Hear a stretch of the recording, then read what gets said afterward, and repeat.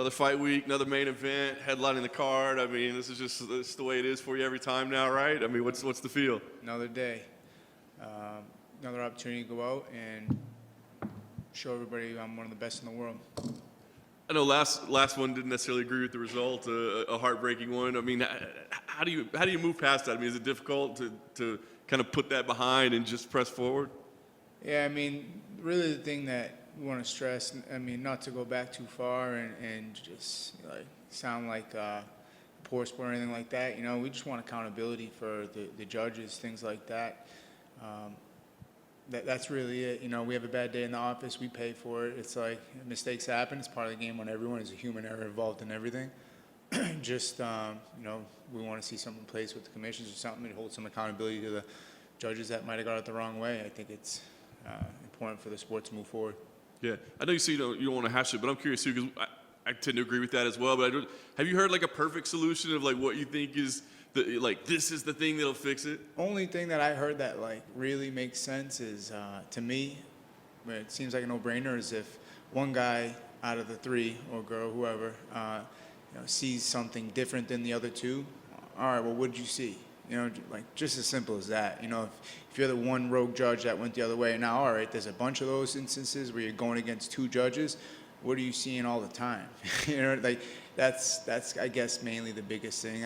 More accountability for what they saw when they went against the two other judges that are doing the same job they are. Nice, yeah, good idea. All right, so how do you move beyond it? I mean, I know it's.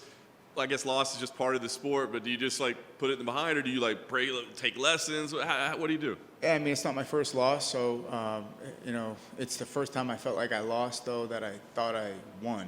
You know, so a little trickier there, but I mean, at the end of the day, you gotta have a short memory, wins, losses, all that. You get too high off a last win, and you go in thinking you're untouchable. You're going to get touched. You know, so it's like the sport's very humbling. It's always on to the next no matter what, even after a win or a loss. So, you know, we understand we got a tough competitor ahead of us, and to not give him my full focus would be a mistake. So all hands on deck for this one, and all the focus is on Arnold Allen. Yeah, and I kind of joke about, you know, the main event thing, but I mean, are you able to sit back and be like, man, like I'm just racking up headliners, like clearly one of the biggest names in the division, one of the biggest names in the sport. I mean, is that still pretty surreal to you, or does it feel like, hey, that's what we worked for? That's what we work for, definitely. That's why you work so hard to have these opportunities, and there are no, for the most part, easy main events. You know what I mean? You want to be one of the best in the world. You're going to take on stiff competition, and you need a strong B side, you know, in order to have a main event. So, shout out to Arnold Allen, 9-0, earning his spot, and we're going to see, you know, what's what. But yeah, definitely 5-round fights seem to be the new norm, and a 3-rounder just seems like a half a fight now. It's kind of crazy. Yeah, sometimes, I mean, I know not to get too far on the last one, but sometimes you see these fights. I think Ariel brought up a good point. I'll bring it up again, where, you know, maybe these number one contender fights should, you know, be main events, 5-round fights. You find out more, and you know, it makes sense. Yeah, definitely agree with that. On the right side, I guess, I mean, talking about the side, but staying busy, right? I mean, has that been exciting for you? Has it been challenging for you to keep up this pace, especially in preparing for 5-round fights? What's that been like? Well, prior to this year, it's been a little on and off, so I'm happy to be busy. You know, I like to earn my opportunities, like I always talk about, and you don't earn them by sitting on your ass. So we've been in the gym, training. Why not go out and compete and stay busy? We're not getting any younger.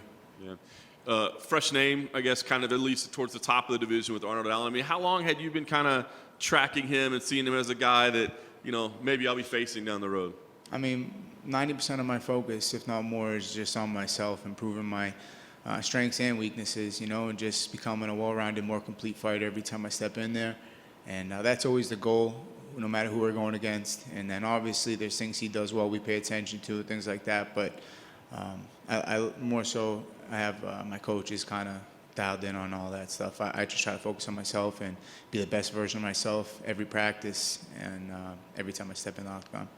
I mean, obviously the skills will be what they are once we get in there, but I just wonder about like the experience side of it. Like when you think back to your first main event, your first 5-round fight, I mean, do you think like you definitely have some advantages now at this point of, you know, because when you go, you don't know what you don't know, right? I mean, do you see something in that you hold an advantage here? Well, in these 5, you know, I've answered some questions in those five-round fights. You know, you've had some to look at. For him, you know, there's still questions out there, and he's gonna have an opportunity to answer some of those on Saturday night. But it's the unknown with him, and you kind of know what you're getting with me. So we'll see how that plays out. Do you think about stakes of what's it mean? Because I think everybody's like, is this a number one contender fight? Is it not? The champ's going up right now, so what is it? Do you worry about that stuff or think about it at all? Well, you never really know, right? Even when you think you do, and hindsight 2020. But I just know the way I've based my whole career, even getting to the UFC, just one win is always going to put me one step closer to the ultimate goal, which was eventually getting to the UFC. And when I got to the UFC, another win will eventually get me one step closer to the title.